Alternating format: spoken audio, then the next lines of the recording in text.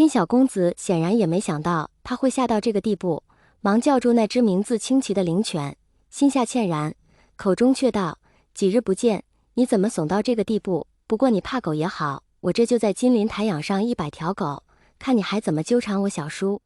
我还要和我舅舅夜猎呢，没空搭理你，你最好自己走得越远越好，别让我再看见你。”他把驴拴到魏无羡藏身的树干上，拉过缰绳，带着狗往大梵山而去。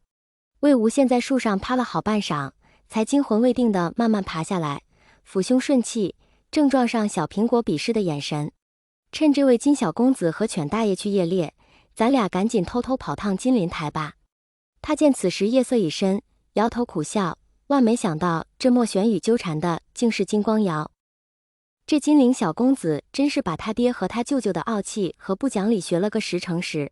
魏无羡回头望去，只见5、6人灰头土脸、狼狈不堪的从刚刚金小公子的方向而来，显然都是吃了大亏。出来夜猎跟我们这些散修抢猎物也就罢了，居然还让他舅舅布了400多张缚仙网，将来这金家要是让他做了家主，那还了得？那有什么办法？谁叫他爹是金子轩，他舅舅是江城呢？从小宠到大，傲得不行啊！那孩子居然是师姐的孩子，居然是如兰，他都这么大了，金陵真是个好名字。魏无羡心下狂喜，没想到他这么快就见到了师姐的儿子，看他过得不错，师姐大概也很好。这金小公子出来夜猎，怎么来的不是金氏的人，而是江氏的？嗨，你不知道，金家惹了大麻烦喽！一位修真道人一捋胡须，嘴角带笑，幸灾乐祸起来。10多年前那夷陵老祖死后，温氏被百家囚于乱葬岗，阴虎符不是被金江蓝聂4大家族下了禁制之后封印在金鳞台上了吗？结果日前看守的人突然不知所踪，这阴虎符也不见了。现在金氏正在焦头烂额的到处找那阴虎符。魏无羡神色一动，姿势体大，阴虎符失窃，自己遭陷舍得以复生，这是怎么回事？想来是金子轩怕此事祸及金陵，才叫江城带他出来夜猎的。哎，一人声音放低，你们说这阴虎符失窃，不会是夷陵老祖？轰隆！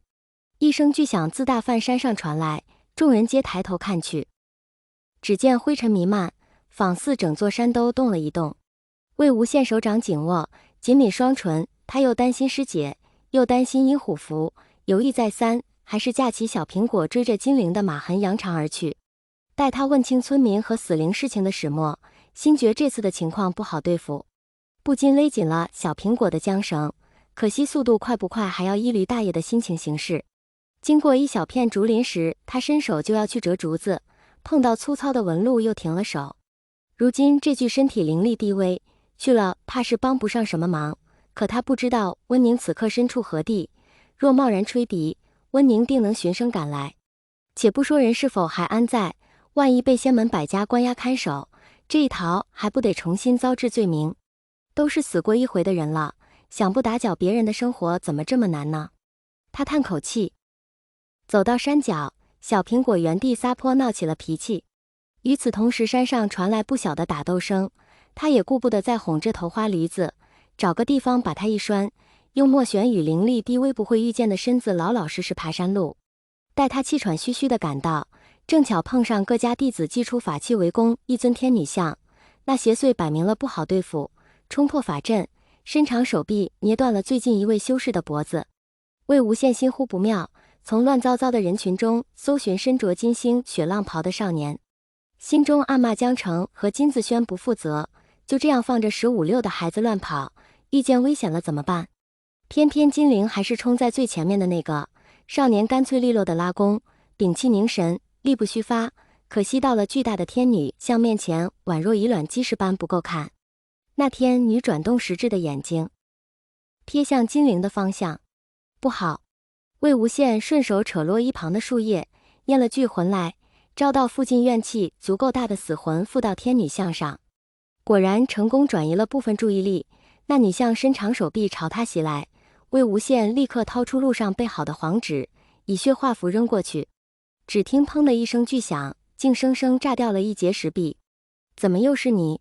方才天女像盯上他时，金陵感到一阵寒意蔓延上后脑，甚至握紧佩剑，做出了不削掉他的头颅，我就会死在这里，死就死，这样头脑发热的决定。结果被别人转移了注意力后，才惊觉自己有多冲动。阿爹阿娘还有舅舅都在等他回家，可偏偏是莫玄羽帮他解围。他不喜欢欠别人人情，更何况是之前被自己赶跑的疯子。顿时语气不善，出口斥责。后退。魏无羡没空理他，对身后一众等着当活靶子的修士喊道，接着又以树叶引魂，想招怨灵与邪祟相斗。金陵见状，握着弓的手紧了紧，带着点气恼不屑道，东施效颦，就你也配用我大舅创的轨道？